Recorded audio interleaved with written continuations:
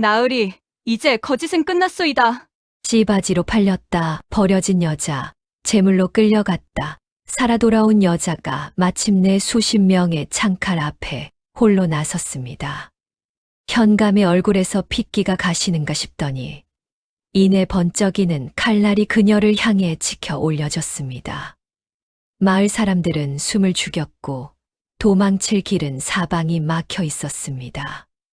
도대체 이 여인은 무엇을 알아냈기에 목숨을 내걸고 나선 것일까요? 그리고 칼 앞에 선 여인에게 과연 어떤 일이 벌어지게 될까요? 옛날 옛적 강원도 깊은 산자락에 월음현이라는 작은 고을이 있었습니다. 영조 임금 치세 중기의 일로 그 고을에는 해마다 호랑이 피해가 끊이지 않는다는 흉흉한 소문이 떠돌았습니다. 봄이 되어 산에 새순이 돋을 무렵이면 어김없이 가축 한두 마리가 사라지고 가을거지가 끝날 즈음이면 산기슭 마을에서 사람이 실종되었다는 소식이 들려왔습니다. 낮에는 그나마 볕이 들어 사람들이 들러나갔지만 해가 서산에 기울기 시작하면 마을 어귀는 금세 정막에 잠겼습니다. 아이들은 어머니 품속으로 파고들었고 늙은이들은 방문 앞에 쑥다발을 달며 짐승의 기운을 막으려 했습니다. 마을 사람들은 그 피해를 단순한 짐승의 습격이라 여기지 않았습니다. 산신령이 노여워하여 내리는 벌이라고 대대로 내려오는 믿음이 있었기 때문이었습니다. 고을 어귀 느티나무 아래에는 낡은 제단이 하나 있었는데 마을 어른들의 말에 따르면 오래전 그 제단에 제물을 바친 뒤로 호환이 한동안 잠잠해졌다는 이야기가 전해졌습니다. 그 이야기는 세월이 흐르면서 점점 부풀려지고 살이 붙어 이제는 월음현 사람들이 어릴 때부터 귀에 박히도록 들어온 전설이 되어 있었습니다. 그런 고을에 연화라는 처녀가 살고 있었습니다. 17살 꽃다운 나이였지만 연화의 삶은 꽃과는 거리가 멀었습니다. 새벽이 되기도 전에 일어나 찬 냇물에 손을 담그고 밥 한 그릇을 얻어먹으려면 하루 종일 허드레시를 마다하지 않아야 했습니다. 남의 집 아궁이 앞에서 불을 지피고 무거운 물동이를 머리에 이고 가파른 언덕길을 오르내리는 것이 연화의 하루였습니다. 그러나 연화는 그 고된 일상보다 사람들의 눈빛을 더 힘들어했습니다. 동정인지 멸시인지 모를 시선들이 늘 그녀의 등 뒤를 따라다녔으니까요. 연화는 본래 이 고을에서 가장 가난한 나무꾼의 딸이었습니다. 아버지가 일찍 세상을 떠난 뒤 홀어머니와 둘이 근근히 살아가다가 15이 되던 해에 인근 양반가로 씨바지로 팔려갔습니다. 씨바지란 데를 잊지 못하는 양반 집안이 아이를 얻기 위해 데려다 쓰는 여인이었으니 연화는 사람이 아니라 도구로 팔린 셈이었습니다. 그 집에서 연화는 이름 대신 아랫것이라 불렸고 몸 하나 겨우 누울 수 있는 광 한 켠에서 잠을 청했습니다. 그러나 연화는 끝내 아이를 잉태하지 못했습니다. 계절이 2번 바뀌고 3번 바뀌어도 소식이 없자 양반과 마님은 연화를 불러 냉랭하게 말했습니다. 쓸모없는 것은 두어봐야 짐만 된다. 썩 나가거라. 연화는 왔을 때 입고 온 옷 그대로 대문 밖으로 내쳐졌습니다. 손에 쥐어진 것은 몇 입의 엽전과 묵은 보리떡 2개뿐이었습니다. 어머니는 그 사이 세상을 떠나버렸고 고향으로 돌아온 연화를 반겨주는 이는 아무도 없었습니다. 마을 사람들은 연화가 돌아왔다는 소식을 들으며 저마다 한마디씩 보탰습니다. 불쌍하다는 말과 재수 없다는 말이 뒤섞여 그녀의 귀에 들려왔습니다. 아이도 못 낳은 여자, 양반집에서 버림받은 여자라는 낙이는 말하는 이 하나 없어도 공기처럼 연화를 감쌌습니다. 아이들은 심심하면 연화의 뒤를 졸졸 따라다니며 수군댔고 장날시장에서는 상인들이 연화가 지나가면 슬며시 물건 위에 손을 얹기도 했습니다. 연화는 그 모든 것을 속으로 삼켰습니다. 억울하다는 말 한마디도 꺼내지 않았습니다. 눈물을 보이는 것은 자신을 더 약하게 만들 뿐이라는 것을 일찍부터 알고 있었기 때문이었습니다. 겉으로는 조용하고 얌전하게 눈에 띄지 않게 살아가려 했습니다. 하지만 속으로 연화는 누구보다 총명한 사람이었습니다. 사람의 말투와 눈빛만 보고도 그 안에 담긴 뜻을 읽어냈고 상황을 빠르게 판단하는 힘이 있었습니다.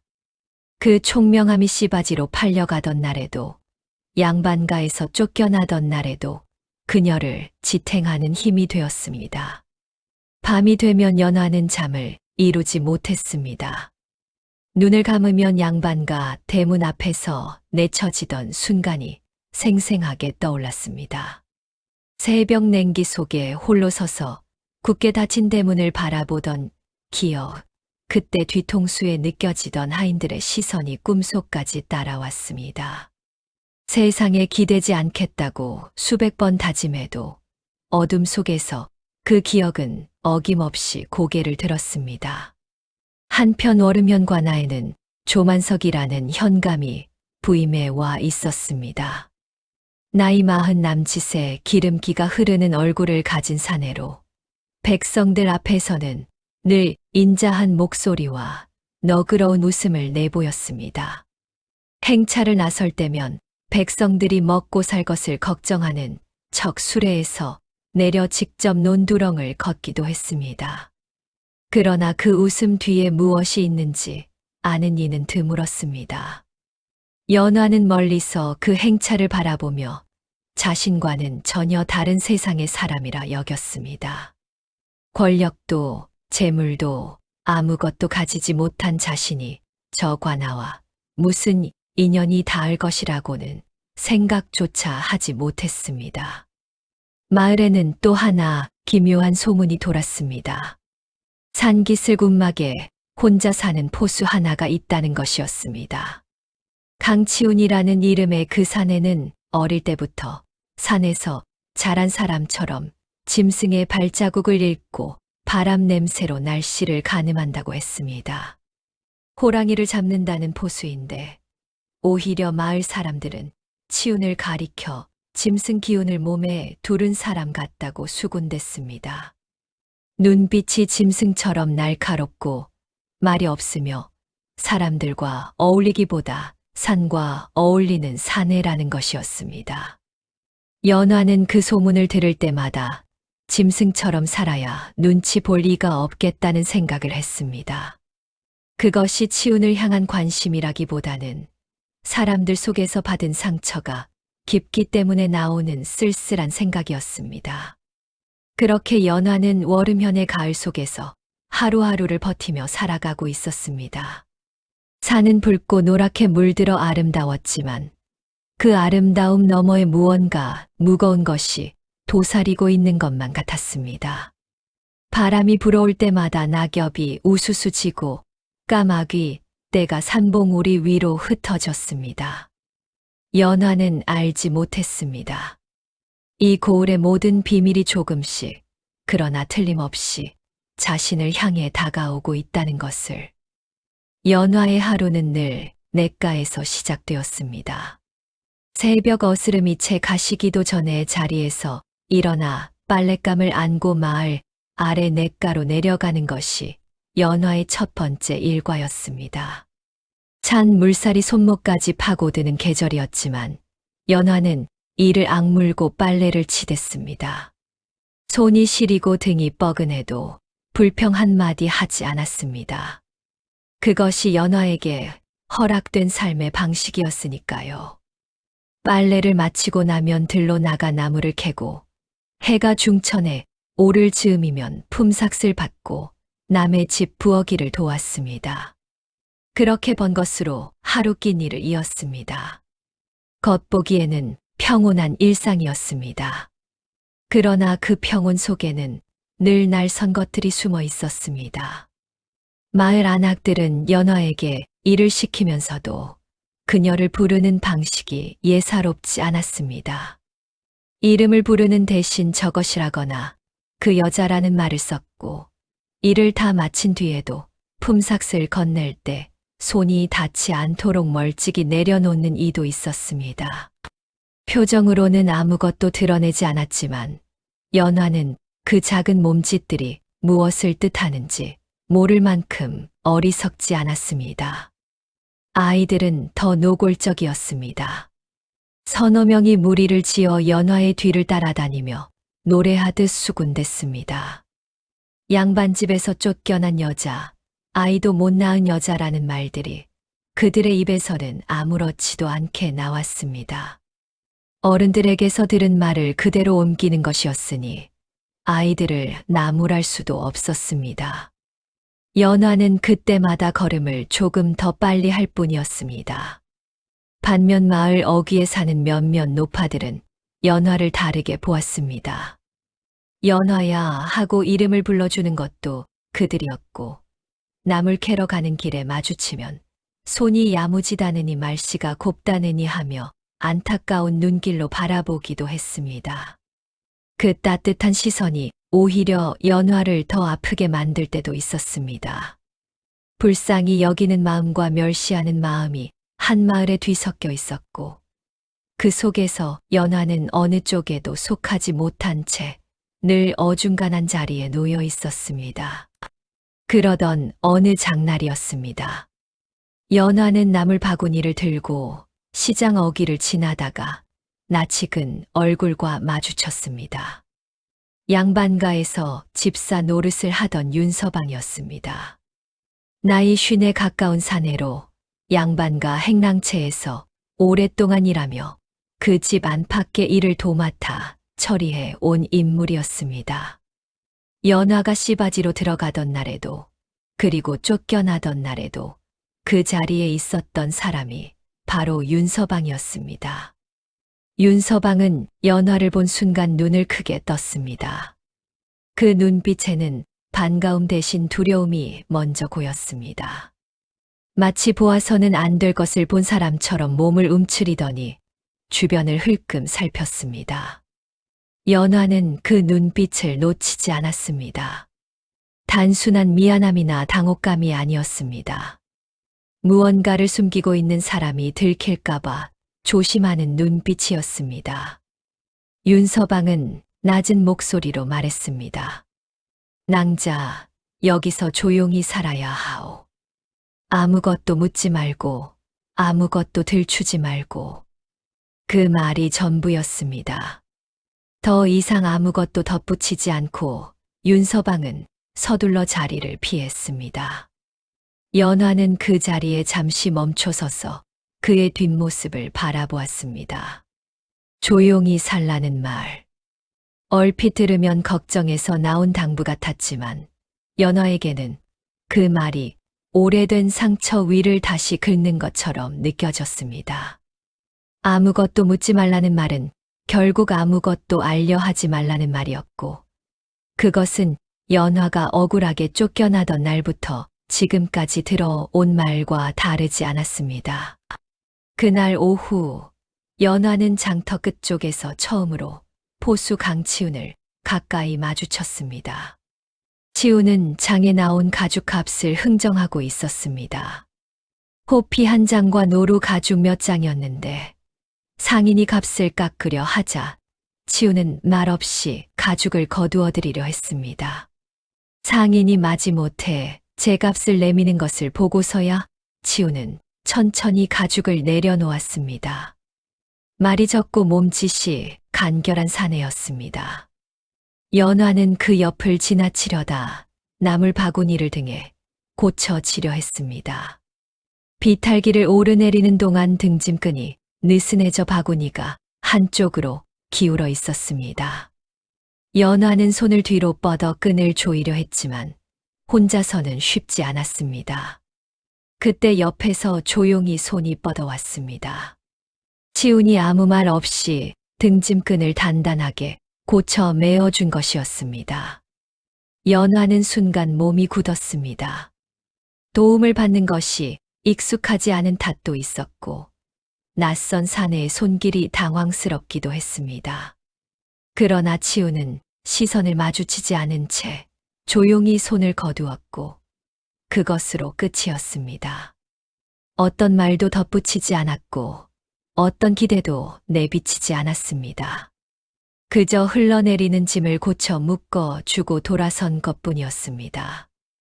연화는 그 짧은 순간을 오래 되새겼습니다. 이 고을에서 자신을 사람답게 대하는 손길을 처음 느꼈다는 생각이 들었기 때문이었습니다. 동정도 멸시도 아닌 그냥 사람 대 사람으로 건네는 도움이라는 것이 어떤 것인지 오랫동안 잊고 있었다는 사실이 그제야 가슴속에 스쳤습니다. 해가 기울 무렵 마을에서는 수확을 앞둔 잔치가 벌어졌습니다. 곡식 단을 쌓아 놓은 마당에 풍물패가 들어서고 막걸리 항아리가 줄지어 나왔습니다. 아이들은 신이 나서 뛰어다니고 어른들은 둥글게 모여 앉아 올해 농사 이야기며 이웃 마을 소식을 나누었습니다. 연화는 그 잔치의 가장자리에서 조용히 일손을 거들며 자리를 채웠습니다. 웃음소리가 울려 퍼지는 마당 안쪽으로 들어서지 못하고 바깥쪽을 맴도는 사람처럼. 그러나 노인들은 들뜬 잔치 분위기 속에서도 하늘을 올려다보며 입맛을 다셨습니다. 달빛이 붉구나. 이런 달이 뜨면 좋은 일이 없었는데. 노인 하나가 낮은 목소리로 중얼거렸습니다. 다른 노인도 고개를 끄덕이며 맞장구를 쳤습니다. 연화는 그 말을 들으며 무심코 하늘을 올려다보았습니다. 보름달이 두둥실 떠 있었는데 가장자리가 희미하게 붉은 빛을 띠고 있었습니다. 마치 얇은 핏빛 안개가 달무리를 감싸고 있는 것 같았습니다. 연화는 가슴 한쪽이 서늘해지는 것을 느꼈습니다. 평화로워 보이는 월음현의 가을 밤이었지만 그 달빛 아래에서 연화는 무언가 커다란 것이 조용히 금이 가고 있다는 예감을 지울 수 없었습니다. 그 붉은 달이 진지 사흘째 되던 밤이었습니다. 마을 변두리에 사는 박서방이 새벽에 외양간 문을 열었다가 비명을 질렀습니다. 소 한 마리가 참혹하게 찢겨 있었습니다. 창자가 흘러나오고 목덜미가 으스러진 채 외양간 바닥에 쓰러져 있는 모습은 차마 눈뜨고 보기 어려운 광경이었습니다. 짐승의 발자국이 외양간 둘레에 깊이 찍혀 있었고 핏자국은 산기슭 쪽으로 이어져 있었습니다. 박서방의 비명 소리에 이웃집 사람들이 하나둘 뛰쳐나왔고 소식은 순식간에 마을 전체로 퍼졌습니다. 그것만으로도 마을이 술렁이기에 충분했습니다. 그런데 그날 오전 더 무거운 소식이 들려왔습니다. 산기슭에서 약초를 캐던 총각 약초꾼 하나가 간밤부터 돌아오지 않는다는 것이었습니다. 가족들이 이른 아침부터 산을 오르내리며 이름을 불렀지만 아무런 대답이 없었습니다. 신발 한 짝만 풀숲 옆에서 발견되었을 뿐이었습니다. 마을은 순식간에 공포에 잠겼습니다. 집집마다 대문을 걸어 잠그고 아이들을 밖에 내보내지 않았습니다. 우물에 물을 길러 나오는 아낙들도 2명씩 짝을 지어 다녔고 들일하러 나갔던 남정네들도 해가 중천에 있는데도 일찌감치 돌아왔습니다. 마을 어귀 느티나무 아래에는 사람들이 삼삼오오 모여 수군댔습니다. 목소리는 낮았지만 눈빛에는 날이 서 있었습니다. 현감 조만석은 이튿날 관아 마당에 백성들을 불러 모았습니다. 행랑 위에 올라선 조만석은 평소와 달리 근엄한 얼굴로 아래를 내려다보았습니다. 백성들의 술렁임이 잦아들기를 기다렸다가 입을 열었습니다. 이번 일은 단순한 짐승의 짓이 아니오. 산신령께서 노하셨으니 이 고을에 내리신 경고로 알아야 할 것이오. 그 말에 사람들 사이에서 웅성거림이 일었습니다. 조만석은 목소리를 더욱 낮추며 말을 이었습니다. 산신의 노여움은 재물로서만 달랠 수 있으며 오래전 이 고을에서 그리하여 호환을 잠재웠다는 이야기를 꺼냈습니다. 백성들은 저마다 얼굴을 굳히며 서로를 바라보았습니다. 그 전설을 모르는 이가 없었기 때문이었습니다. 그때 마을에서 무당 노릇을 해온 늙은 점순이가 앞으로 나섰습니다. 흰 머리카락이 어깨까지 흘러내리고 얼굴에는 깊은 주름이 패인 노파였는데 그 눈빛만은 칼날처럼 날카로웠습니다. 점순이는 마치 오래전부터 이 순간을 기다려 온 사람처럼 목청을 높였습니다. 산이 원하는 것은 따로 있소이다. 오래 사는 여인의 피를 원하고 있소이다. 복을 누리지 못한 여인, 맥을 잇지 못한 여인이어야 산신이 노여움을 거두실 것이요. 그 말이 끝나기 무섭게 사람들의 시선이 한 방향으로 쏠렸습니다. 연화였습니다. 연화는 군중 속 가장자리에 서 있었습니다. 처음에는 자신에게로 시선이 모인다는 사실을 느끼지 못했습니다. 그러다 하나둘 고개가 돌아오고 몸 주변의 공기가 달라지는 것을 감지했습니다. 씨바지로 들어갔다 아이를 보지 못한 여자, 양반가에서 내쳐진 여자, 이 고을에 돌아온 뒤로도 복 없이 홀로 사는 여자. 그 모든 낙인이 한꺼번에 연화를 덮쳐 오는 것 같았습니다. 연화는 어처구니가 없었습니다. 짐승 피해와 자신이 무슨 상관이냐고 소리치고 싶었습니다. 그러나 입을 열기도 전에 이미 판이 짜여 있었습니다. 마을 사람들의 눈빛에는 연화를 향한 미안함도 있었지만 그보다 더 짙은 것이 있었습니다. 자기 차례가 아니라는 안도감이었습니다. 연화는 천천히 군중 속을 돌아보았습니다. 윤서방은 사람들 뒤편에 서서 땅바닥만 내려다보고 있었습니다. 연화와 눈이 마주칠 것 같아지자 고개를 더 깊이 숙였습니다. 그 모습에서 연화는 모든 것을 읽었습니다. 윤서방은 알고 있었습니다. 무언가를 알면서도 입을 열지 않는 사람의 침묵이 저렇게 생겼다는 것을. 그때 군중 사이에서 굵은 목소리가 터져 나왔습니다. 재물이라니 이게 무슨 말이오? 사람을 산에 버리겠다는 것이오? 포수 강치훈이었습니다. 치훈은 사람들 사이를 헤치고 앞으로 나서며 조만석을 정면으로 바라보았습니다. 산짐승 피해를 막으려면 포수가 나서서 잡으면 될 일이오.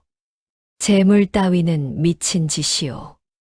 조만석은 치훈을 내려다보며 차갑게 웃었습니다. 포수 주제에 관하 이를 함부로 넘보는가. 산신의 뜻을 거스르면 그 죄 또한 작지 않을 것이야. 치훈은 물러서지 않았습니다. 그러나 관아 군졸들이 슬며시 치훈의 양옆으로 다가서자 군중은 더 이상 목소리를 높이지 않았습니다. 침묵이 광장 전체를 눌렀습니다. 일부는 울먹였고 일부는 고개를 떨구었습니다. 그리고 일부는 그저 입을 다물었습니다. 조만석은 백성을 살리기 위한 어쩔 수 없는 결단인 양 목소리에 비장함을 담아 선언했습니다. 연화가 제물로 정해졌습니다. 연화는 그 순간 기묘하게도 울음이 나오지 않았습니다. 억울하다는 말도 나오지 않았습니다. 다만 한 가지 생각만이 머릿속에 또렷이 맺혔습니다. 왜 늘 버려지는 쪽은 자신 같은 사람이어야 하느냐는 것이었습니다. 가진 것도 없고 백도 없고 돌봐주는 이 하나 없는 사람. 그런 사람이 언제나 먼저 희생되는 세상에 대한 분노가 울음보다 먼저 차올랐습니다. 연화는 그 분노를 겉으로 드러내지 않았습니다. 눈물 대신 이를 악물었습니다. 그리고 조용히 그러나 단단하게 자신의 두 발이 땅에 닿아 있는 것을 느꼈습니다. 아직 살아있다는 것을, 아직 포기하지 않았다는 것을. 그렇게 평화로워 보이던 월음현의 일상은 단 하룻밤 사이에 산산조각이 났습니다. 그리고 연화의 진짜 이야기는 바로 그 순간부터 시작되었습니다. 재물의식이 치러지는 날 아침, 월음현에는 찬 안개가 깔렸습니다. 산봉우리가 안개 속에 잠겨 보이지 않았고 들판은 서리가 내려앉아 희뿌옇게 빛났습니다. 마을 사람들은 집 밖으로 나오지 않았습니다. 간혹 문틈 사이로 눈을 내밀어 연화가 끌려가는 것을 바라보는 이들이 있었지만 문을 열고 나서는 사람은 아무도 없었습니다. 연화는 거친 삼배옷으로 갈아입혀진 채 관아, 군졸 둘에게 이끌려 산길로 올랐습니다. 삼배옷은 얇고 성겼습니다.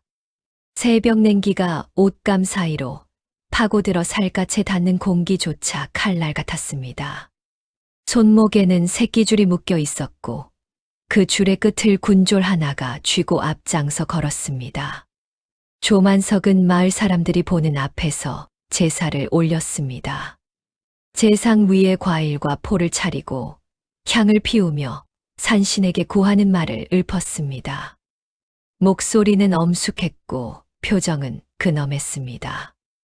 백성을 위한 어버이처럼 보이려는 몸짓이었습니다. 그러나 연화는 그 모습을 바라보며 속으로 다른 것을 읽었습니다. 저 사람은 두려운 것이 아니라 두려움을 연출하고 있다는 것을. 산길은 가파르고 좁았습니다. 낙엽이 두텁게 쌓인 비탈을 오르자니 발이 자꾸 미끄러졌습니다. 군졸들은 연화가 넘어져도 부축하지 않았습니다. 연화는 묶인 손으로 균형을 잡으며 스스로 일어났습니다. 넘어질 때마다 무릎이 쓸리고 손바닥에 흙이 박혔지만 연화는 소리를 내지 않았습니다. 올라가는 내내 연화는 손목을 묶은 새끼줄의 감촉을 손끝으로 더듬었습니다. 매듭의 방향과 굵기, 줄이 겹쳐진 방식을 손가락 끝으로 읽어 내려갔습니다. 밧줄을 다루는 일이라면 남의 집 허드레시를 하면서 손에 익은 것들이 있었습니다. 매듭은 단단했지만 방향이 있었습니다. 시간이 걸리더라도 불가능한 것은 아니었습니다. 연화는 눈을 들어 주변 지형을 살폈습니다. 어느 쪽으로 내리막이 이어지는지, 바위가 어디에 있는지, 나무가 빽빽한 구역은 어느 쪽인지를 걸으면서 머릿속에 차곡차곡 새겼습니다. 쫓기게 되더라도 아니면 홀로 남겨지더라도 살아 내려갈 길을 먼저 알아두어야 했습니다. 울면서 끌려가는 것과 눈을 뜨고 끌려가는 것은 달랐습니다. 산중턱에 이르렀을 때였습니다. 좁은 산길 앞에 한 사내가 버티고 서 있었습니다. 포수 강치훈이었습니다. 등에 활과 화살통을 메고 손에는 긴 창을 쥔 채 길 한가운데를 가로막고 서 있었습니다. 군졸들이 멈추어 서자 치훈은 앞장선 군졸을 똑바로 바라보며 입을 열었습니다. 사람을 산에 버리는 것이 현감 어른의 명이라 해도 이 길은 내가 막겠소. 사람 하나 죽여서 짐승을 달랜다는 것은 산짐승보다 사람을 먼저 해치는 짓이요. 군졸 하나가 칼자루에 손을 얹었습니다. 비키지 않으면 내 놈도 함께 묶어 내려가는 수가 있다. 치우는 물러서지 않았습니다. 험한 산길이라 군졸들도 쉽게 밀어붙이지 못했습니다. 잠시 팽팽한 침묵이 흘렀습니다. 치우는 그 틈에 연화 쪽으로 시선을 보냈습니다. 말은 없었습니다. 그러나 그 눈빛에는 분명한 것이 담겨 있었습니다. 포기하지 말라는 것이었습니다.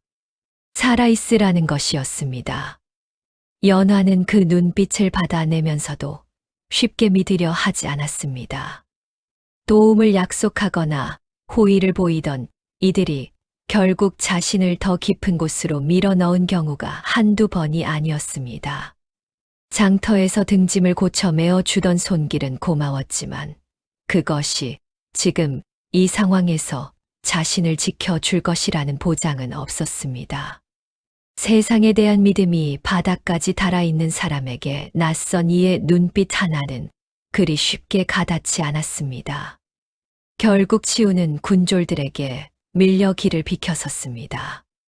그러나 산을 내려가지 않고 그 자리에 남아 있었습니다. 행렬은 다시 움직였습니다. 재물이 놓이는 곳은 산 중턱 동굴 가까운 바위터였습니다. 깎아지른 바위 아래 널쩍한 돌이 놓인 자리로 밤이 되면 호랑이가 자주 출몰한다는 곳이었습니다. 군졸들은 연화를 바위 곁 나무에 묶고는 서둘러 내려갈 채비를 했습니다. 해가 지기 전에 산을 벗어나야 한다는 것이 저마다의 마음이었습니다. 군졸 하나가 돌아서기 전에 연화를 흘끔 바라보았습니다. 그 눈빛에는 미안함이 어려 있었지만 발걸음을 멈추게 할 만큼 강하지는 않았습니다. 이내 발소리가 멀어졌습니다. 연화는 혼자였습니다. 주변은 나뭇가지가 흔들리는 소리와 어디선가 날아오른 새 소리뿐이었습니다. 해가 산마루 너머로 기울기 시작했고 그림자가 길어지며 바위 위로 기어 올랐습니다. 공기는 급격히 차가워졌습니다. 연화는 삼배옷 아래로 스며드는 냉기를 느끼며 천천히 손목을 움직이기 시작했습니다. 손가락 끝으로 매듭의 방향을 다시 더듬었습니다. 어둠이 오기 전에 줄을 풀어야 했습니다. 그러나 줄을 푼다고 해서 곧바로 달아날 생각은 없었습니다. 연화는 올라오면서 눈에 새겨둔 지형을 머릿속에서 다시 그렸습니다. 어느 방향으로 달아나면 길을 잃는지, 어느 쪽에 바위가 있어 몸을 숨길 수 있는지를 차근차근 정리했습니다. 멀리서 누군가 지켜보는 인기척이 느껴졌습니다.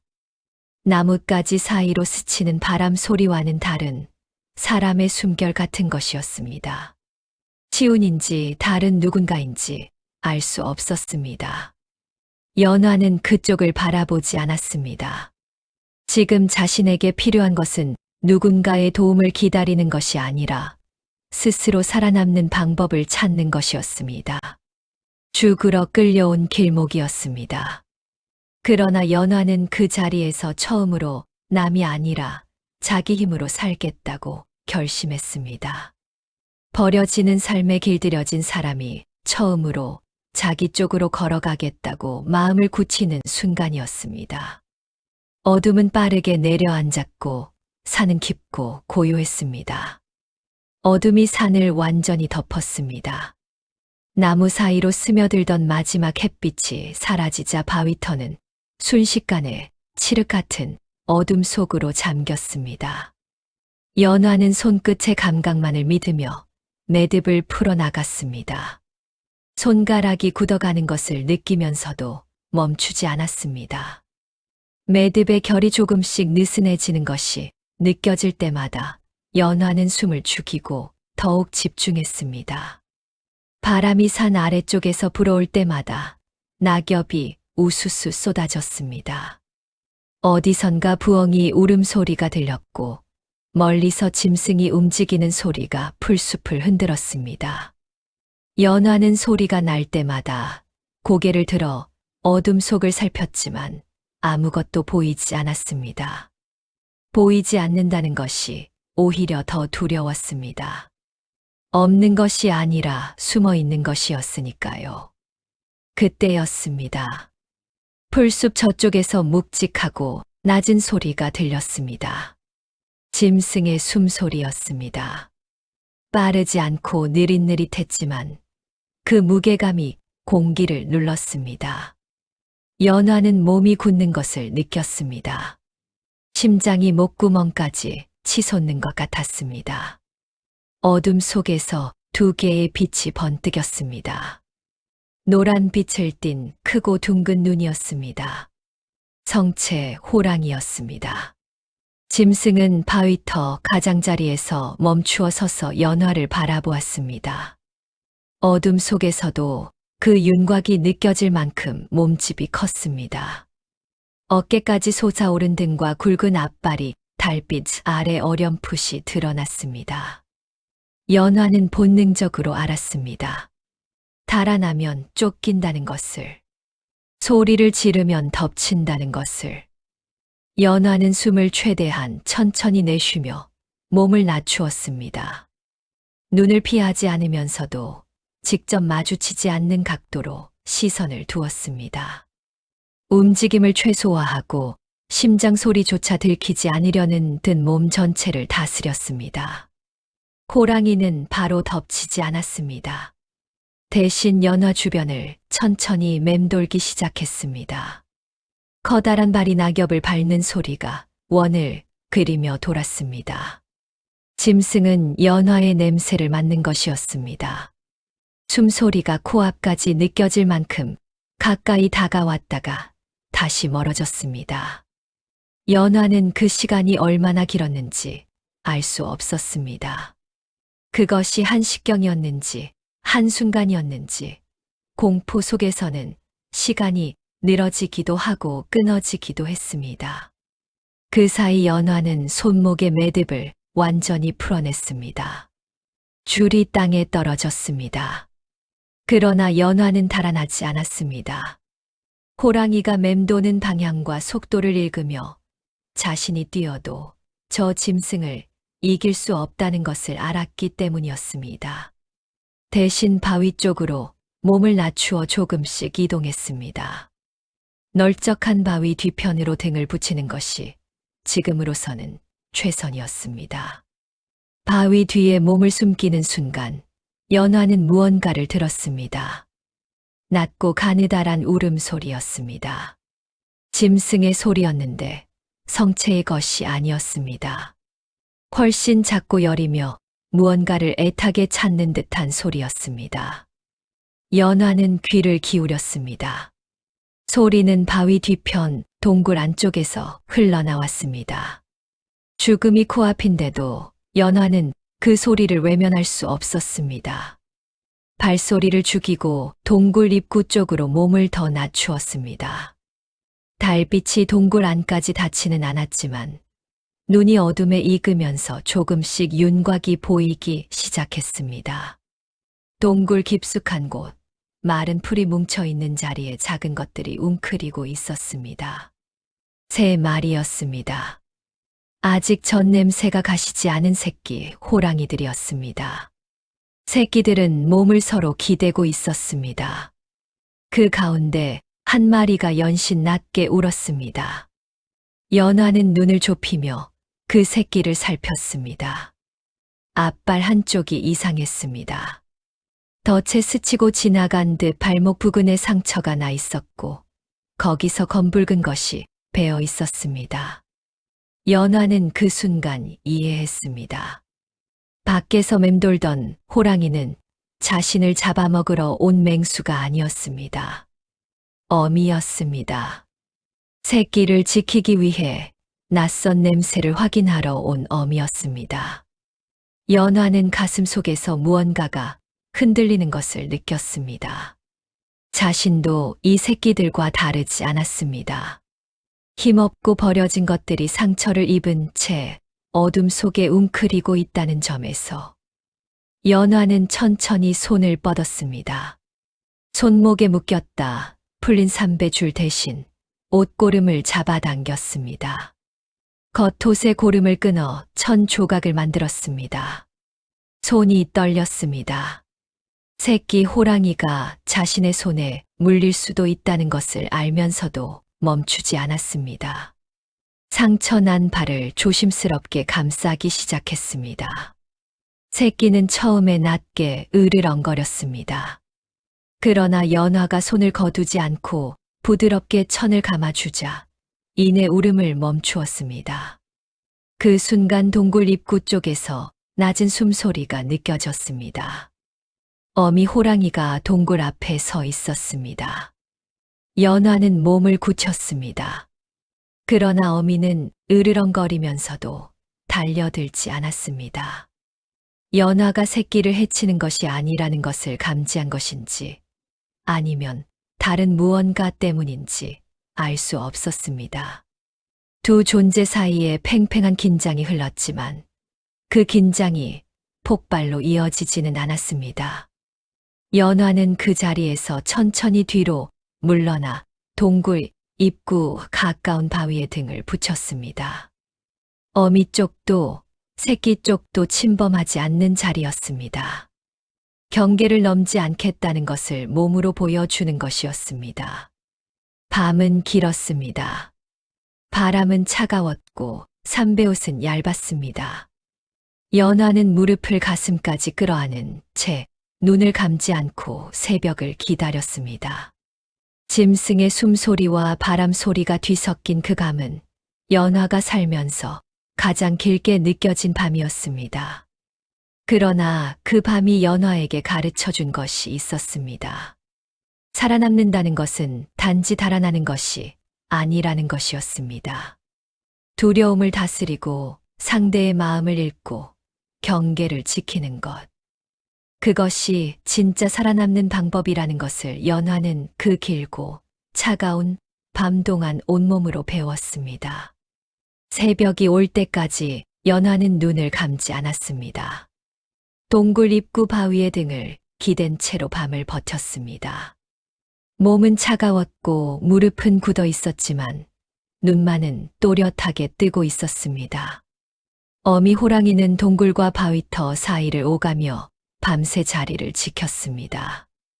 연화를 덮치는 일은 없었습니다.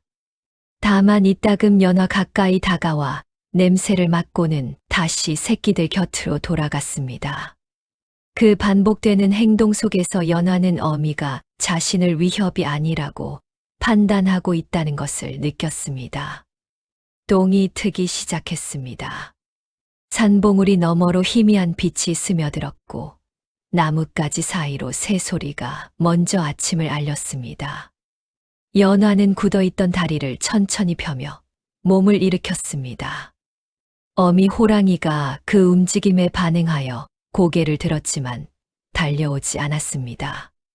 연화는 짐승을 향해 고개를 조금 숙였습니다. 인사인지 감사인지 구분할 수 없는 몸짓이었지만 그렇게 하지 않으면 안 될 것 같았습니다. 어미 호랑이가 연화를 향해 천천히 다가왔습니다. 연화는 숨을 참았습니다.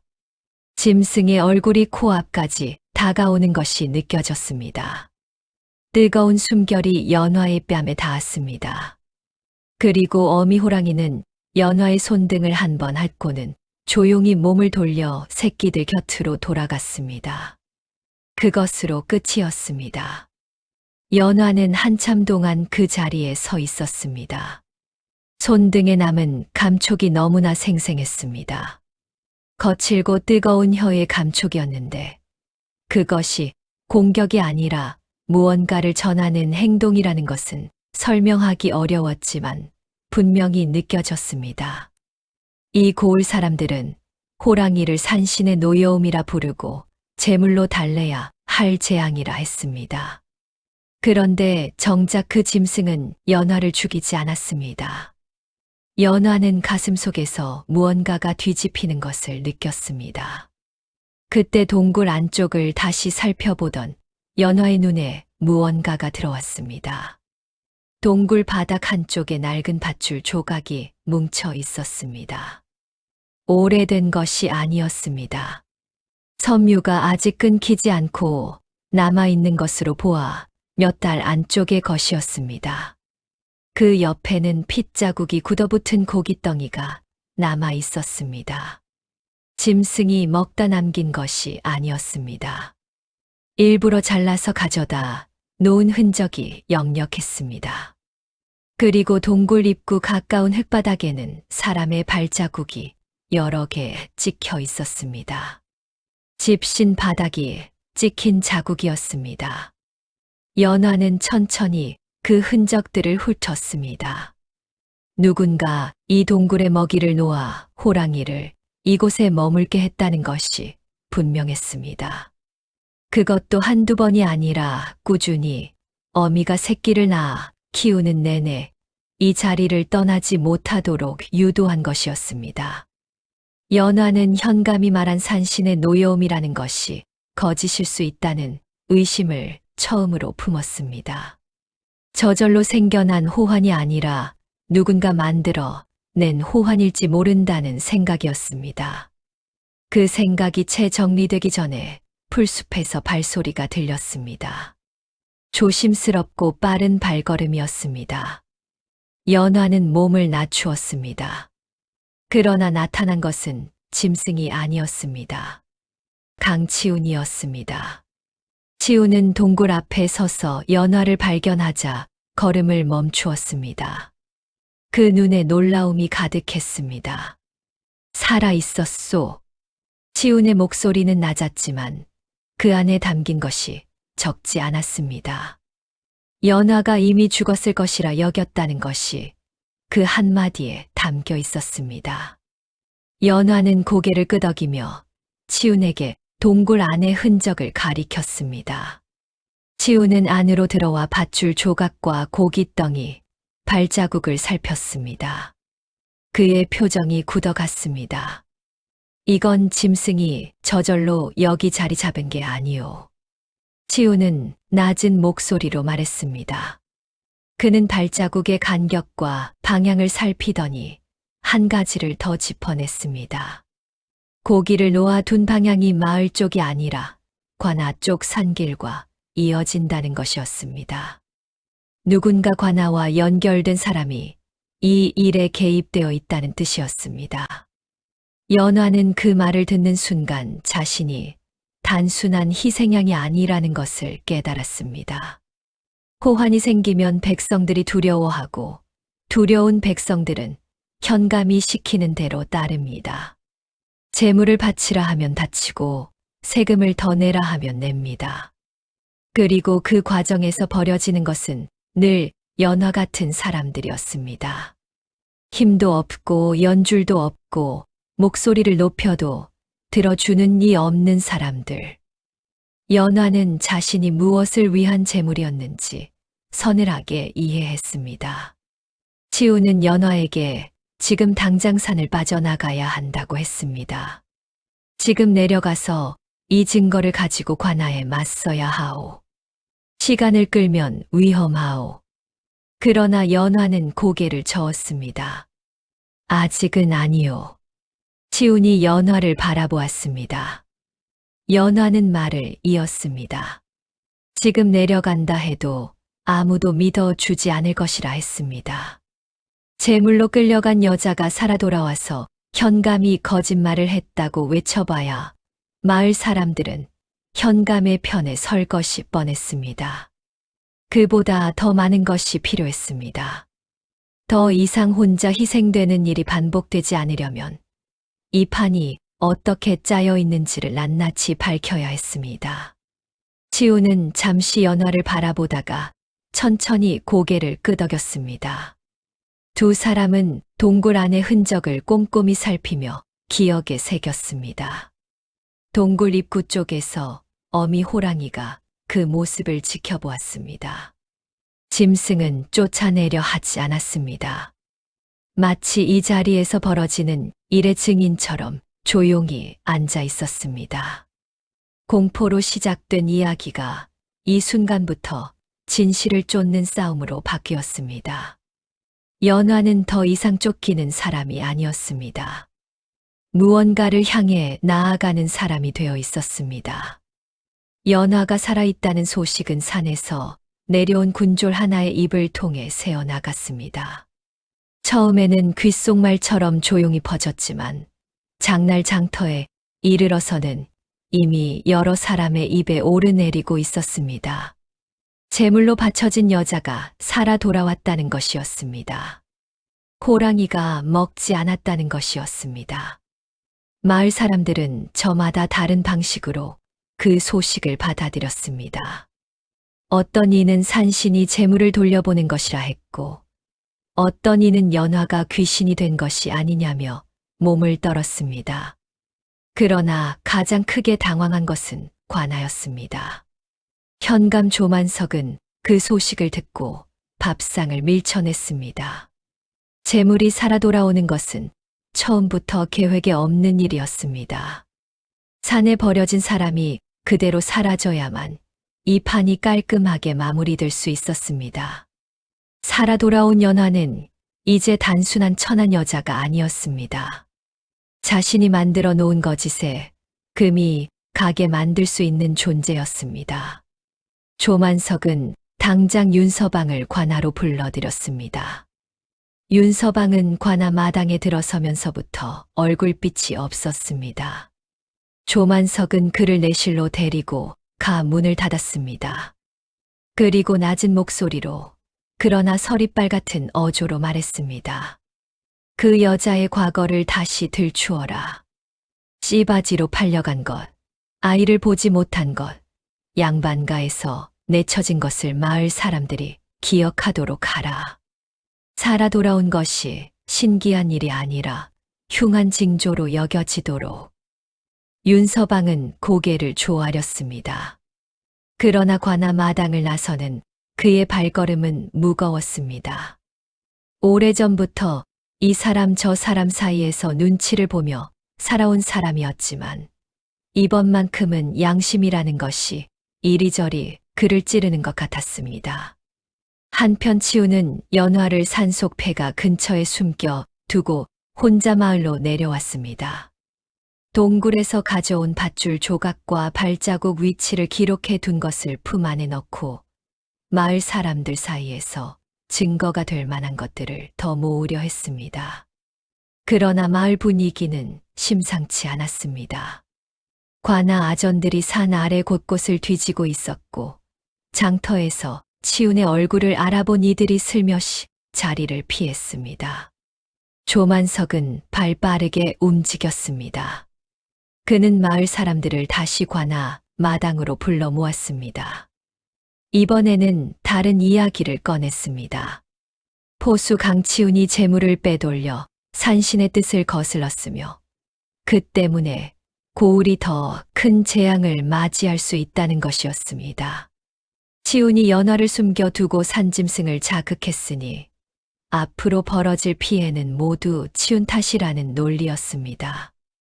마을 사람들은 흔들렸습니다.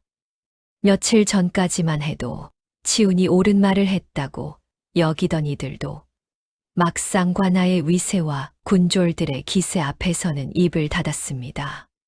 진실보다 눈앞의 권력이 더 무서운 것이 사람의 마음이었습니다.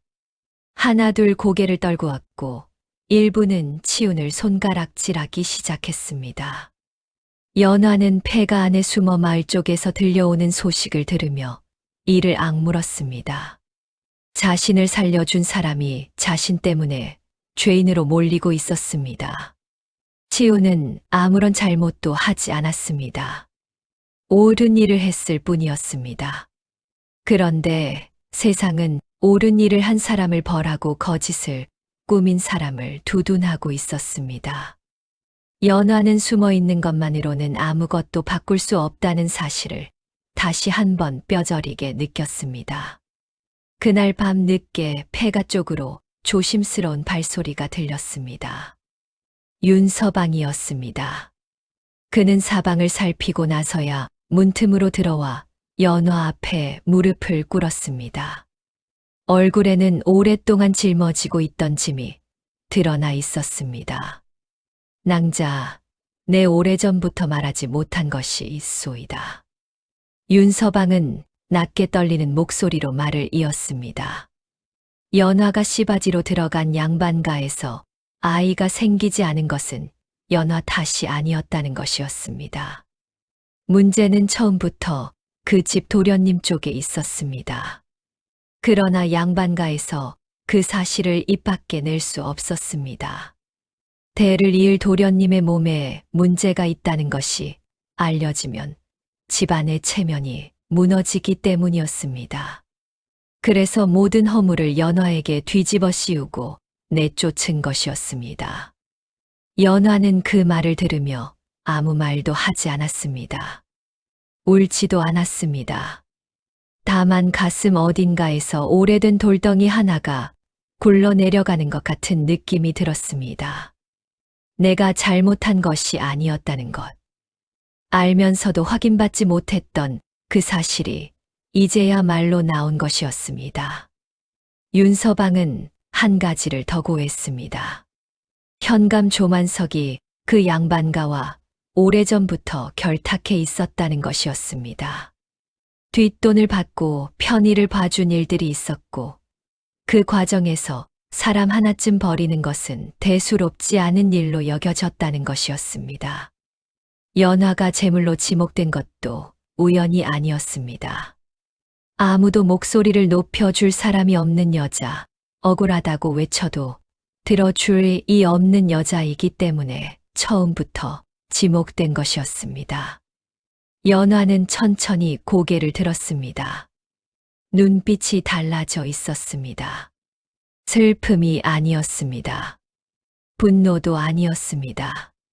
그보다 더 차갑고 단단한 무언가였습니다. 인간의 잔인함이 산짐승보다 훨씬 지독하다는 것을 이미 알고 있었지만 이제는 그것을 그대로 두지 않겠다는 마음이었습니다. 치운이 돌아온 것은 한밤중이었습니다. 관아 아전들에게 들키지 않으려 산길을 돌아오느라 시간이 걸렸다고 했습니다. 연화는 윤서방에게 들은 이야기를 치운에게 전했습니다. 치운은 듣는 내내 표정을 굳혔습니다. 동굴에서 본 흔적들과 윤서방의 증언을 맞추어 보면 조만석이 얼마나 치밀하게 이 판을 짜왔는지가 보였습니다. 호환을 만들고 공포를 키우고 그 공포를 이용해 백성들을 소나기에 쥔 것이었습니다. 그리고 그 판 위에서 희생된 것은 언제나 가장 약한 사람들이었습니다. 두 사람은 좁은 폐가 안에서 마주 앉아 앞으로 어떻게 할 것인지를 이야기했습니다. 바깥에서는 바람이 불고 낙엽이 지붕을 두드렸습니다. 연화는 자신이 이제 더 이상 혼자가 아니라는 것을 느꼈습니다.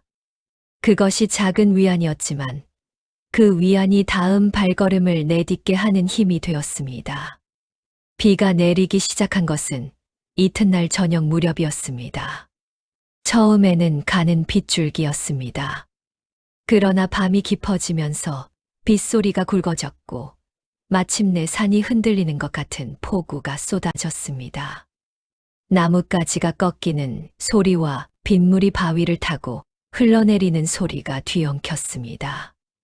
폐가의 낡은 지붕 사이로 빗물이 새어 들어왔고 연화와 치우는 구석으로 몸을 옮기며 젖지 않을 자리를 찾았습니다. 그때 멀리서 불빛이 보였습니다. 치운이 먼저 알아챘습니다. 산 아래쪽에서 횃불 여러 개가 움직이고 있었습니다. 관아 군졸들이었습니다. 빗속에서도 횃불을 들고 산을 오르는 것으로 보아 단순한 순찰이 아니었습니다. 치우는 낮은 목소리로 연화에게 말했습니다. 움막에 불을 질렀소. 잠시 뒤 산 아래쪽 하늘이 붉게 물들었습니다. 치운이 오랫동안 살아온 산기슭 움막이었습니다.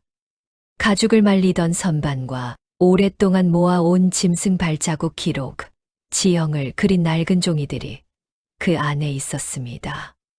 조만석이 치운을 압박하기 위해 움막에 불을 지르게 한 것이었습니다.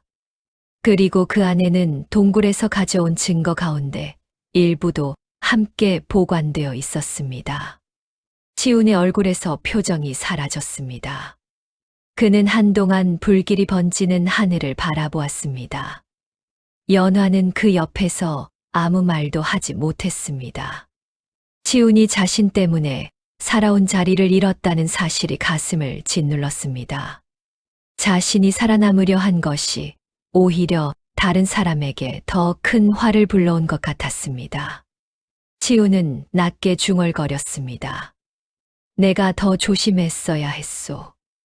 연화는 고개를 저었습니다. 그것은 나으리 탓이 아니오. 처음부터 저쪽이 잘못된 것이오. 그러나 마음속으로는 다시는 남에게 기대지 않겠다던 다짐과 이제는 혼자서는 살 수 없다는 현실이 서로 부딪혔습니다. 누군가와 함께 한다는 것은 그 사람을 위험에 끌어들인다는 것이기도 했습니다. 연화는 그 무게를 고스란히 느끼며 입술을 깨물었습니다. 두 사람은 빗속을 뚫고 더 깊은 산 안쪽으로 몸을 피했습니다. 한 식경쯤 걸었을까 산 중턱에 오래전 재를 올리던 낡은 사당이 나타났습니다. 지붕은 반쯤 내려앉았고 기둥은 이끼가 덮여 있었습니다. 그러나 벽만은 아직 온전해서 빗바람을 막을 수 있었습니다. 두 사람은 그 안으로 들어가 젖은 옷을 추스르며 자리를 잡았습니다. 연화는 허리를 벽에 기대고 눈을 감았습니다. 그러자 어린 시절 어머니의 목소리가 떠올랐습니다. 가난한 살림에도 어머니는 저녁마다 연화 곁에 앉아 이야기를 들려주었습니다. 그 가운데 한마디가 유독 선명하게 기억났습니다. 억울함은 삼킨다고 없어지지 않는다. 언젠가는 반드시 세상에 내놓아야 하느니라. 연화는 눈을 떴습니다. 어머니의 말이 지금 이 순간 왜 떠오르는지 알 것 같았습니다. 삼키고 또 삼키며 살아온 세월이었지만 이제는 더 이상 삼킬 수 없는 자리에 와 있었습니다. 치우는 사당 한쪽에 등을 기대고 앉아 있었습니다. 연화는 치운의 옆모습을 가만히 바라보았습니다. 늘 과묵한 사내였지만 오늘 밤은 그 침묵의 무게가 달랐습니다. 연화가 먼저 입을 열었습니다. 포수 나으리는 어쩌다 이 산에서 혼자 살게 되셨소. 치우는 잠시 대답하지 않았습니다. 빗소리가 지붕을 두드리는 소리만 이어졌습니다. 그러다 천천히 입을 열었습니다. 내 가족이 호환으로 죽었소. 아버지와 아우가 같은 해 겨울에. 연화는 조용히 들었습니다. 그런데 지금 생각해보면 그것이 온전히 짐승의 짓이었는지 모르겠소. 그해 겨울 현감이 사냥을 금지했소. 짐승이 불어나도 잡아서는 안 된다 했지요. 덫을 놓으면 벌을 준다 했소. 그리고 그 겨울에 우리 집 사람들이 죽었소. 치우는 거기서 말을 멈추었습니다. 연화는 그 뒤에 이어지지 않은 말들이 무엇인지 알 것 같았습니다. 치운 역시 오랫동안 분노만 붙들고 진실에는 닿지 못한 채 살아왔다는 것이었습니다. 두 사람은 처음으로 서로의 상처를 마주했습니다. 말이 많지 않았습니다. 그러나 이야기를 나누는 것보다 더 깊이 서로를 이해하는 방식이 있다는 것을 연화는 그날 밤 처음으로 알았습니다. 같은 종류의 아픔을 가진 사람들 사이에는 설명하지 않아도 통하는 것이 있었습니다. 연화는 문득 제물로 끌려가던 날을 떠올렸습니다. 조만석의 얼굴이 너무도 태연했습니다. 두려움이 없었습니다. 일이 잘못될 수 있다는 걱정도 없었습니다. 그것은 모든 것이 이미 결정되어 있다고 확신하는 사람의 얼굴이었습니다. 연화가 살아 돌아오지 못할 것을 처음부터 알고 있었던 것이 아니라 살아 돌아올 수 없도록 미리 손을 써 두었기 때문이었습니다. 연화는 그 생각을 치운에게 말했습니다. 치운은 무릎을 세우며 몸을 앞으로 기울였습니다. 그 확신이 우연이 아니라는 것, 처음부터 짜인 판이라는 것에 둘의 생각이 맞닿았습니다. 동굴의 흔적, 발자국의 방향, 사냥 금지령, 윤서방의 증언이 모두 하나의 그림을 그리고 있었습니다. 조만석은 오랫동안 이 고을을 공포로 다스려 왔습니다. 그리고 그 공포를 유지하기 위해 사람을 희생시켜 왔습니다. 그 생각이 채 마무리되기 전에 바깥에서 발소리가 들렸습니다. 하나가 아니었습니다. 여럿이었습니다. 군졸들이 폐가 쪽을 뒤진 뒤 사당 근처까지 이른 것이었습니다. 횃불빛이 사당 벽 틈새로 스며들었습니다. 연화와 치우는 숨을 죽였습니다. 치운이 연화의 팔을 잡았습니다. 낮은 목소리로 말했습니다. 내가 밖으로 나가 저들을 다른 쪽으로 끌겠소. 낭자는 그 틈에 더 위쪽으로 오르시오. 연화는 고개를 저었습니다. 혼자 두고 가지 않겠소. 치우는 연화를 바라보았습니다. 연화의 눈빛은 흔들리지 않았습니다. 치운을 두고 달아나는 것은 처음부터 할 수 없는 일이었습니다. 그것은 이 고을 사람들이 자신에게 했던 짓과 다를 것이 없었습니다. 눈앞에서 누군가가 위험에 처하는 것을 보면서 고개를 돌리는 것. 연화는 그렇게 살지 않겠다고 벌써 마음을 정해 두었습니다. 두 사람은 함께 사당 뒷벽 쪽으로 몸을 낮추었습니다. 바깥에서 군졸들의 목소리가 들렸습니다. 아직 사당 문을 열지는 않았습니다. 연화는 그 짧은 시간 동안 머릿속에서 빠르게 무언가를 정리했습니다. 더 이상 쫓기고만 있어서는 안 된다는 것이었습니다. 언제까지나 숨어 있어서는 이 판이 바뀌지 않는다는 것이었습니다. 연화는 오히려 이 절망의 바닥에서 마지막 결심을 굳혔습니다. 쫓기는 것을 멈추고 맞서겠다는 것이었습니다. 스스로 나서서 이 고을 사람들 앞에 서겠다는 것이었습니다. 두려움이 없는 것이 아니었습니다. 오히려 온몸이 떨렸습니다. 그러나 떨리는 몸으로도 할 수 있는 일이 있다는 것을 연화는 이미 알고 있었습니다. 빗소리는 여전히 사당 지붕을 두드렸습니다. 그러나 그 소리가 이제는 다르게 들렸습니다. 무너지는 소리가 아니라 무언가를 씻어내는 소리처럼. 사흘이 지났습니다. 조만석은 다시 백성들을 관하 마당으로 불러 모을 준비를 했습니다. 연화가 살아있다는 소문이 마을에 퍼진 뒤로 민심이 술렁이자 또 한 번의 제사를 빌미로 사람들을 모아 분위기를 다잡으려는 것이었습니다. 산신이 재물을 돌려보낸 것은 재물이 부족했기 때문이라는 말을 꺼낼 작정이었습니다. 그렇게 하면 다시 공포를 키울 수 있었고, 공포가 커지면 사람들은 또 순순히 따를 것이었습니다. 조만석이 오랫동안 써먹어 온 방식이었습니다. 연화와 치우는 바로 그 밤을 노렸습니다. 사람들이 모이는 자리야말로 진실을 드러낼 수 있는 가장 넓은 마당이었습니다. 숨어서 증거를 모으는 것만으로는 부족했습니다. 이 고을 사람들이 직접 보고 듣고 느껴야만 했습니다. 연화는 치운과 함께 밤새 준비를 했습니다. 동굴에서 가져온 밧줄 조각, 발자국 방향을 기록한 나뭇가지, 그림, 관아 포목과 같은 재질의 1000 조각을 꼼꼼히 챙겼습니다. 그리고 윤서방에게 몰래 전가를 보냈습니다. 이번이 마지막 기회라는 것을, 이제는 침묵이 죄가 된다는 것을. 장날 저녁 무렵 관아 마당에는 횃불이 밝혀지고 사람들이 하나둘 모여들었습니다.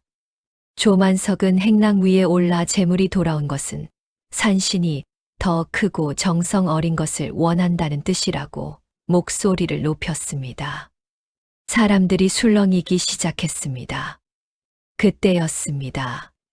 군중 속에서 한 사람이 앞으로 걸어 나왔습니다. 연화였습니다. 삼배옷 대신 평소 입던 무명옷을 입고 머리를 단정히 올린 채였습니다. 얼굴에는 두려움 대신 차갑고 단단한 것이 서려 있었습니다. 사람들은 순식간에 조용해졌습니다. 죽었을 것이라 여겼던 여자가 살아서 그것도 스스로 걸어 나왔으니 혼비백산할 만도 했습니다. 조만석의 얼굴에서 핏기가 가셨습니다. 그러나 그는 금세 표정을 추스르며 손을 들어 군졸들을 불렀습니다. 저 여자를 당장 잡아들여라. 제사를 어지럽히는 자는 산신을 욕되게 하는 것이니 엄히 다스려야 할 것이야. 군졸들이 앞으로 나서려 했습니다. 그때 군중 속에서 또 다른 목소리가 터졌습니다. 윤서방이었습니다. 그는 사람들 사이를 헤치고 앞으로 나서며 허리를 반쯤 굽혔습니다. 그러나 목소리만은 굽히지 않았습니다. 소인이 고할 것이 있사옵니다. 현감 어른께서는 오래전부터 호환을 빌미로 백성들에게 정해진 것보다 많은 세를 거두셨습니다.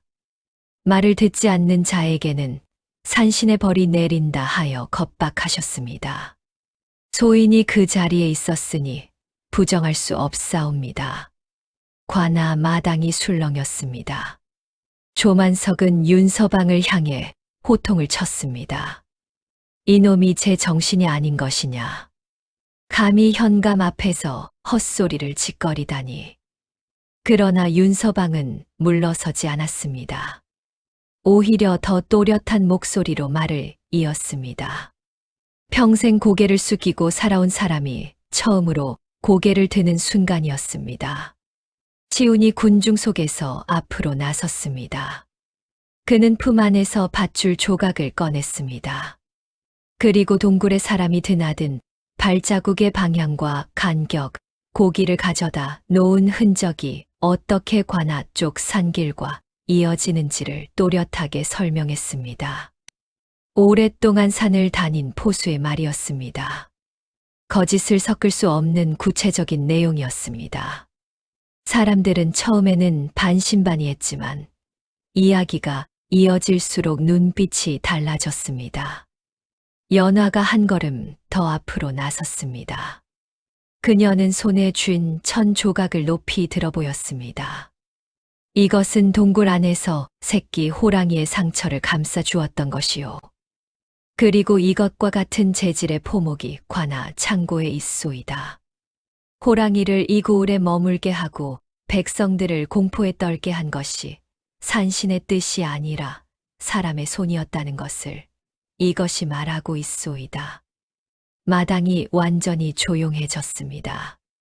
조만석은 끝까지 버텼습니다. 연화의 말은 미친 여인의 헛소리이며 치훈과 윤서방은 현감을 무너뜨리려는 무리라고 외쳤습니다. 그러나 이번에는 달랐습니다. 사람들은 쉽게 고개를 돌리지 않았습니다. 그때 군졸 하나가 앞으로 나섰습니다. 나이 젊은 군졸로 얼굴이 창백했습니다. 그는 조만석을 향해 고개를 조아렸다가 이내 사람들을 향해 돌아섰습니다. 소인이 직접 동굴에 먹이를 갖다 놓으라는 명을 받았사옵니다. 가축을 해친 것도 짐승 혼자 한 것이 아니었사옵니다. 현감 어른의 분부로 소인이 덫 근처에 피를 뿌린 적이 있사옵니다. 그 말이 떨어지자마자 관아 마당이 뒤집혔습니다. 여기저기서 목소리가 터져 나왔습니다. 분노와 탄식과 울음이 한꺼번에 쏟아졌습니다. 자신들이 그토록 두려워하고 믿어온 것이 거짓이었다는 사실 앞에서 사람들은 발이 땅에 박힌 듯 서 있었습니다. 조만석은 뒤로 물러섰습니다. 그러다 마지막으로 연화를 향해 칼을 빼들었습니다. 모든 것이 무너지는 순간에도 입을 막으면 된다고 생각하는 사람의 행동이었습니다. 칼이 번쩍 들렸습니다. 그 순간이었습니다. 관아 마당 바깥쪽 어둠 속에서 묵직하고 낮은 포효가 터졌습니다. 땅이 울리는 것 같은 소리였습니다. 횃불빛 너머 어둠 속에서 두 개의 눈이 번뜩였습니다. 어미 호랑이였습니다. 사람들은 사방으로 흩어지며 비명을 질렀습니다. 조만석도 본능적으로 뒷걸음질 쳤습니다. 그런데 호랑이는 사람들에게 달려들지 않았습니다. 연화 곁을 크게 스치고 지나가더니 조만석 쪽을 향해 낮게 으르렁거렸습니다. 그 눈빛에는 산에서 오래 살아온 짐승만이 가질 수 있는 것이 담겨 있었습니다. 거짓을 모르는 존재만이 가질 수 있는 눈빛이었습니다. 조만석의 손에서 칼이 떨어졌습니다. 그 틈에 치훈이 달려들어 조만석을 제압했습니다. 사람들이 뒤따라 몰려들었습니다. 오랫동안 공포에 눌려있던 마을 사람들이 하나씩 앞으로 나서며 목소리를 높이기 시작했습니다.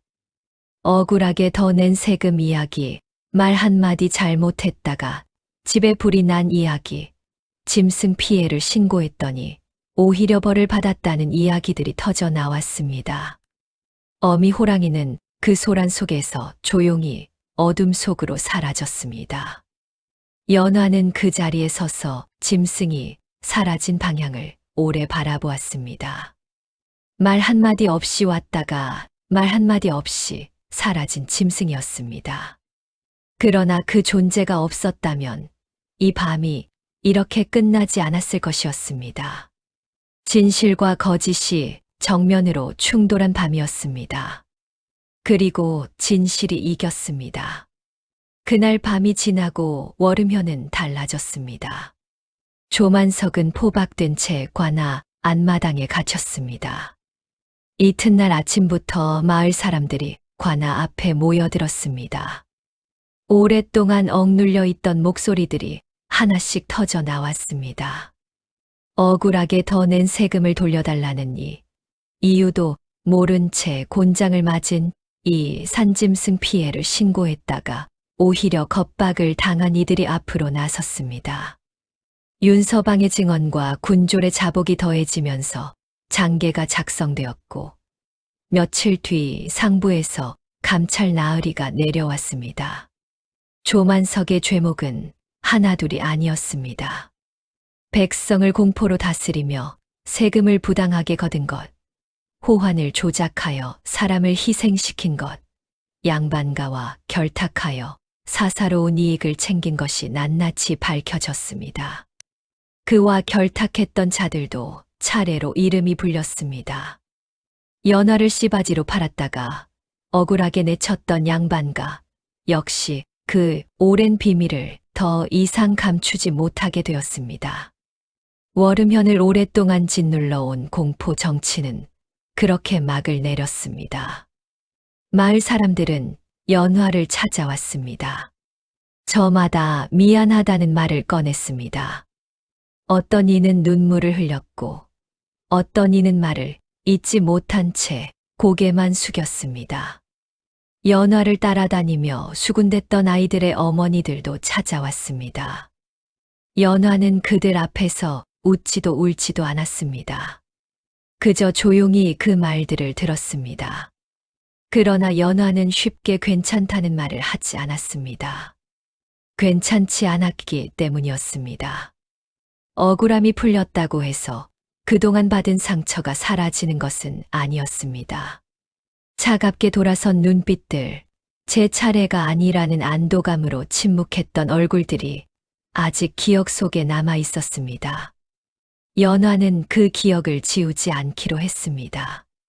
지워버리면 다음번에 또 같은 일이 생겼을 때 또 다른 누군가가 같은 자리에 서게 될 것이기 때문이었습니다. 연화는 사람들을 향해 조용히 말했습니다. 침묵도 죄가 될 수 있소이다. 억울한 사람이 눈앞에 있을 때 고개를 돌리는 것은 칼을 든 것과 다르지 않소이다. 그 말에 사람들은 더 깊이 고개를 숙였습니다. 윤서방은 양반가에서 쫓겨났습니다. 평생 그 집 행랑채에서 먹고 자며 살아온 사람이었습니다. 집도 직위도 한꺼번에 잃었습니다. 그러나 마을 어귀에서 마주친 윤서방의 얼굴은 예전과 달랐습니다. 오랫동안 무거운 것을 지고 살다가 내려놓은 사람의 얼굴이었습니다. 눈빛이 처음으로 맑았습니다. 윤서방은 연화에게 말했습니다. 낭자, 소인이 진작에 말했어야 했소이다. 늦어서 미안하오. 연화는 고개를 끄덕였습니다. 용서한다는 말은 하지 않았습니다.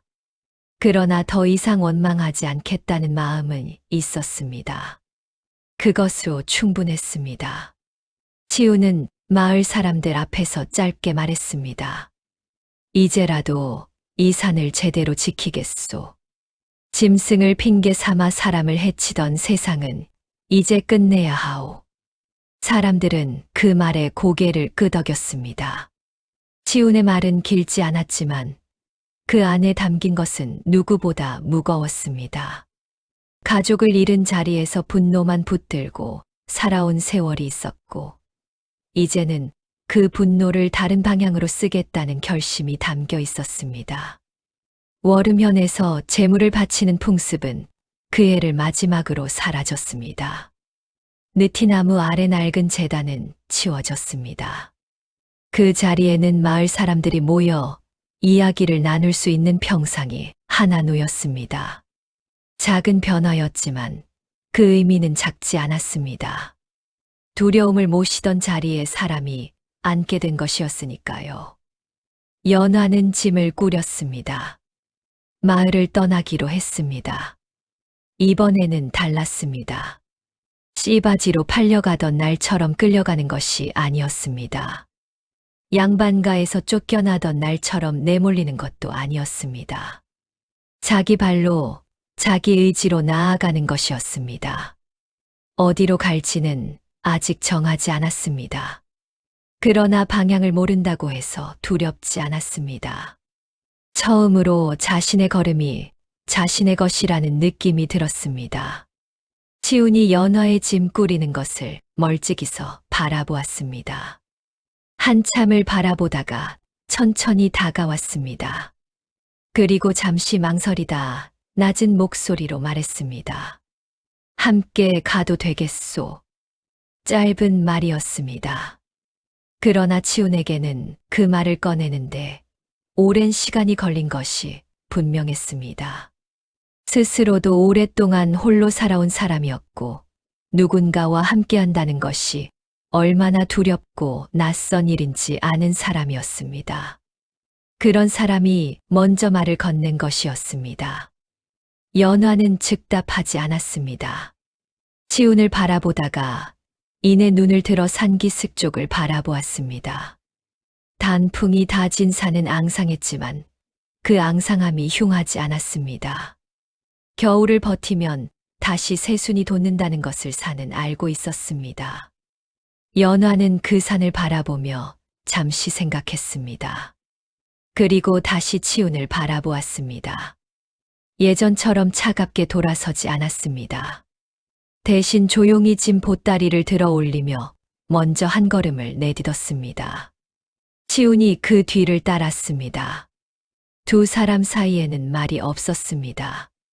그러나 상처를 다 아는 사람들 사이에서만 흐를 수 있는 조용한 정이 그 침묵 속에 있었습니다. 굳이 말하지 않아도 되는 것들, 설명하지 않아도 알아주는 것들이 두 사람 사이에 천천히 쌓이고 있었습니다. 마을을 벗어나는 길목에서 연화는 한 번 뒤를 돌아보았습니다. 산기슭이 보였습니다. 동굴이 있는 쪽이었습니다.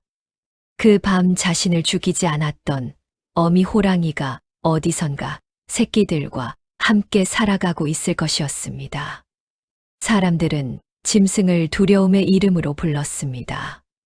산신의 노여움이라 했고 재앙이라 했습니다.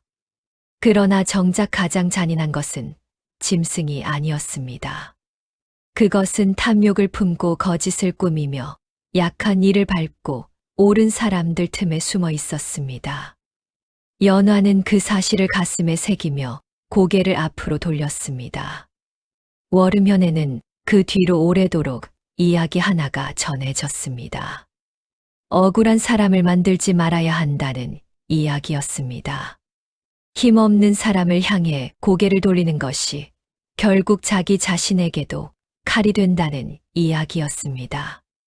그 이야기는 할머니가 손자에게, 어머니가 딸에게 세월이 흘러도 입에서 입으로 전해졌습니다. 짐승보다 못한 탐욕은 벌을 받았습니다. 그리고 버려진 사람의 지혜와 용기는 끝내 세상을 바꾸었습니다. 이것이 월음현 연화의 이야기이옵니다. 연화가 억울하게 버려진 것은 그녀가 약했기 때문이 아니었습니다. 주변의 침묵이 그녀를 더 깊은 곳으로 밀어넣었던 것이었습니다. 눈앞에서 억울한 사람이 쓰러지는데 고개를 돌리는 것. 그것이 바로 이 고울을 병들게 한 진짜 이유였습니다. 우리 삶도 다르지 않습니다.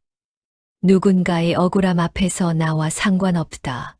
여기는 순간 우리는 이미 그 죄에 함께하고 있는 것이옵니다. 연화의 이야기를 가슴에 새기시어 오늘 하루 곁에 있는 이에게 따뜻한 눈길 한번 건네시기를 바랍니다. 다음 영상을 빠르게 만나보시려면 좋아요와 구독을 눌러주세요. 그럼 더 재미있는 영상으로 찾아뵙겠습니다. 모두 행복한 하루 보내세요.